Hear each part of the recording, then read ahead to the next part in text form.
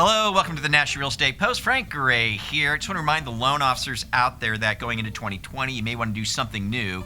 Listing Booster has a great for sale by owner strategy, complete with all the technology, the scripting, the full plan, everything for loan officers. And the great thing about working FSBOs as a loan officer is, number one, they're willing to talk to you, right? Number two, a lot of times you wind up doing their loan on the house that they're buying. And number three, a lot of times you get to deliver that seller to your realtor partners as a buyer, right? And oftentimes it winds up happening if they can't sell the house, then your realtors even are able to get a listing perhaps referred to them by you. Not only that, but you can get a lot of buyer leads out of doing this system through Listing Booster. It's just really, really cool. It's something worth checking out. If you want to learn more about it, just click the banner you see right here. It's over on your right. You might have to scroll down a little bit, or you just look straight down on the website. You should see the banner there, or there's a link around here on Facebook somewhere to get you more information about the for sale by owner system for loan officers in Listing Booster. Check it out. Man, you know what? Over the past, 7 or so years, the real estate and mortgage industry has been like an experimental test bed for a bunch of disruptors, right? Well, look, I'm going to cut right to the chase on this one today. There's another one.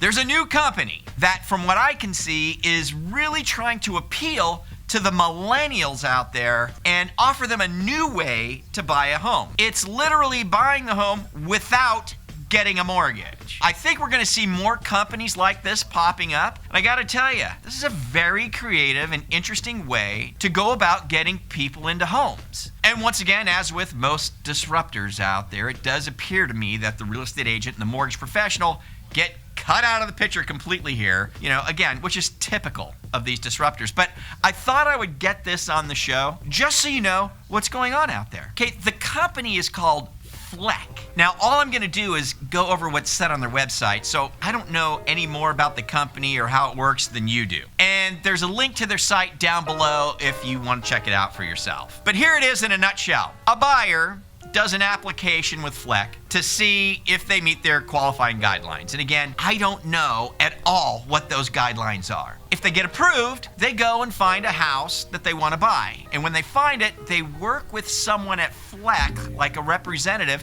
to make the offer on the home. Now, the offer's gonna be a cash offer. So as a buyer, as you all know, that sometimes is quite powerful, especially when you're competing with other offers. Now, as the buyer, you are contributing a percentage of cash up front to the transaction.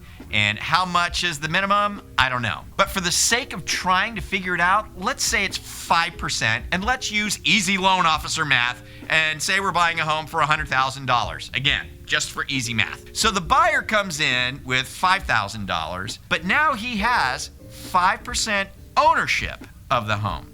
And Fleck owns the other 95%. Now what happens now is the buyer pays 95% of whatever the going rents are for the home to Fleck. So if the rent is typically $1,000 per month, the buyer's on the hook for $950 per month going to Fleck. Now, I have no idea if the rent will increase or stay the same. From what I can tell, and again, I might be wrong, the buyer is on the hook for 5% of property taxes, homeowners insurance, and stuff like that. So if your taxes and insurance were $1,000 a year, the buyer's on the hook for $50 a year. Now the buyer is also on the hook for, in this scenario of them putting 5% down and having 5% ownership, they'd be on the hook for 5% of any repairs that have to be made. So if the water heater blows up and you get a new one that costs $1,000, the buyer's on the hook for $50 and Fleck picks up the rest. Obviously, if the buyer put 8% in or 10% in, then they're on the hook for 8% or 10% respectively. So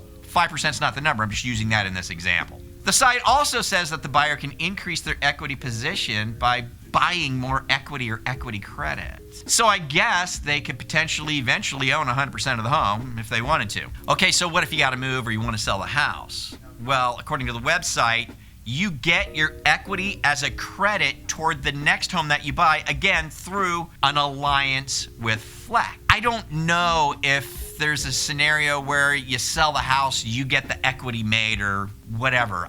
That's not really clear to me on the website. But the website also says that the buyer gets to treat the home the same way they would if they actually owned it with a mortgage. So pets, they're fine. Absolutely welcome. You can do whatever improvements you want to do to make the home more livable for yourself. And I have no idea if Fleck helps with those improvements. But here's the thing, man. I tell you, I find this to be a very interesting purchase/rent hybrid. I also think it could possibly appeal to a lot of buyers out there. And in my opinion, my personal opinion, I think when it comes to disruptors, this is the kind of disruptor that we may want to pay close attention to out there. So let me know what your thoughts are on Fleck and on this type of, no mortgage, buy a home program in the comments down below. I'm really interested to see what your thoughts are. And do me a favor, share this